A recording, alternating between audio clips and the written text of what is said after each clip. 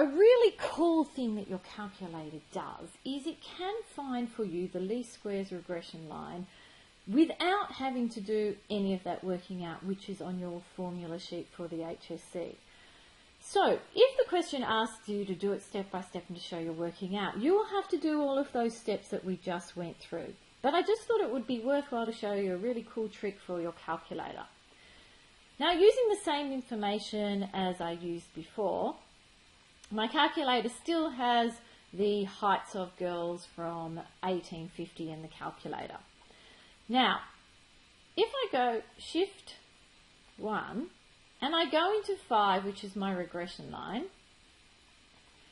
what you can see in here, this is where the correlation coefficient lives, but there's also these numbers A and B. So if I press 1 to get my value of A and I press equals, what I get is my A value, which is 147.3 repeater.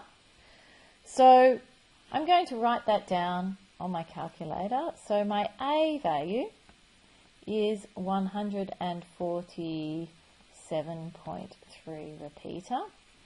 And if I bring my calculator back up again and I go Shift, I should press clear first actually, clear, and I go Shift 1 and I go into 3 again, that's not what I wanted, Shift 1 and I go into 5 I should say.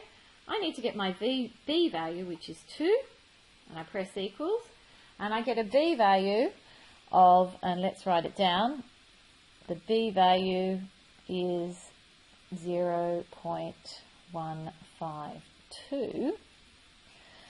And what we will end up with is y equals A plus bx, so that's 147.3 repeater, plus bx, 0.152x.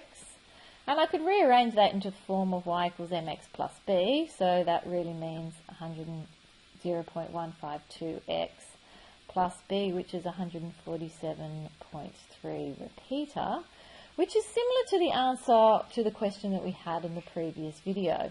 Now, remembering that y wasn't really a y, it was a h for height, and 0.152x plus 1 point, and x, I shouldn't write x because x was really my time in years, so I should put that as a t, and 147.3 repeater. And there we have a very simple way of being able to find the least squares regression line just through 2 presses of the buttons on our calculator. Much, much easier, and something to keep in the back of your mind in case the question does not ask you to use that very cumbersome formula that is on your formula sheet.